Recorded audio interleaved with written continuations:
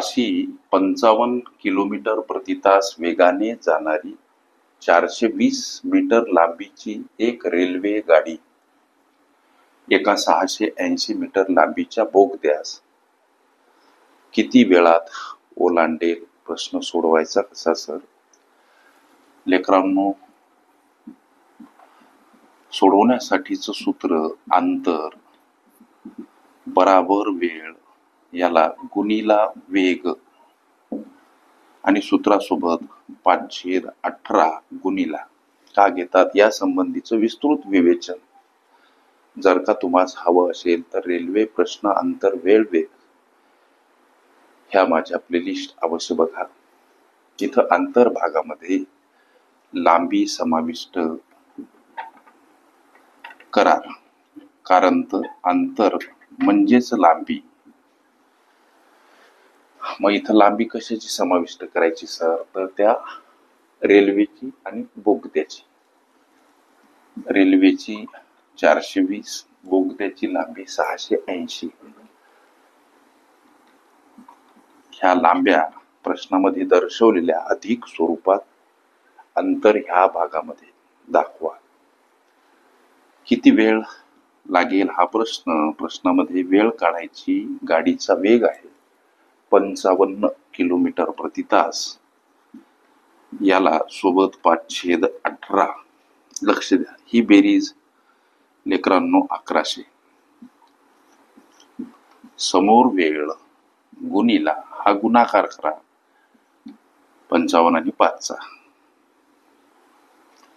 का बरं? तर याच्या खाली कोणती संख्या एकटी नसते, त्याच्या छेदस्थानी 1 असते. आता 1 छेदस्थानी जर मांडता तर हे 2 अपूर्णांक.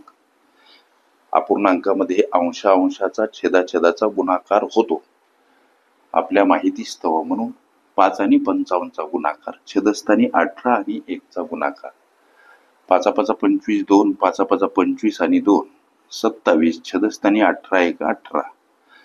आता 1100 कडे येताना 18 अंशस्थानी आणि 275 छेदस्थानी मांडावेत. का तर संख्या परस्पर विरुद्ध बाजूने जाताना अंशस्थानी असेल छेदस्थानी, छेदस्थानी असेल अंशस्थानी मांडा. हा गणितीय गुणधर्म. हे संक्षिप्त रूप देता येते का हा प्रश्न? बघा, 5 5 25, 2 उरलेत, परत 25 झाले, 5 5 25, 55 भाग. आता हा भाग 5 2 10, 1 उरला, परत 10 झाले, 5 2 10, 1 0 उरलं, 22 वर टाकून द्या. आता परत याला 5 न भाग जातो, एकक स्थानी 5, इथं 0. 5च्या कसोटीतील ह्या संख्या, म्हणून 5 न विभाज्य 5 गुणिला 11 म्हणजे 55. आणि इथं 5 चूक 20, 2 उरले, परत 20 झाले, 5 चूक 20. ओके. परत 11 44, 11 चूक 44, 11 1 11, 11 चूक 44. मग उरलं काय? 4 आणि 18 सर. याचा अर्थ 4 गुणिला हे 18. समोर ही वेळ आणि 18 चूक किती हो सर? तर 72. आणि हे उत्तर सेकंदामध्ये. प्रश्न होता 680 मीटर लांबीच्या बोगद्यास ही रेल्वे, जिचा वेग 55 किलोमीटर प्रति तास आणि जिची लांबी 420 मीटर आहे, ही रेल्वे 680 मीटर लांबीच्या बोगद्यास किती वेळात ओलांडेल? 72 सेकंद हे या प्रश्नाचं उत्तर पर्याय क्रमांक डी मध्ये दर्शवलेलं आहे. ओके. रेल्वे प्रश्न अंतर वेळ वेग ह्या माझ्या प्लेलिस्ट अवश्य बघा.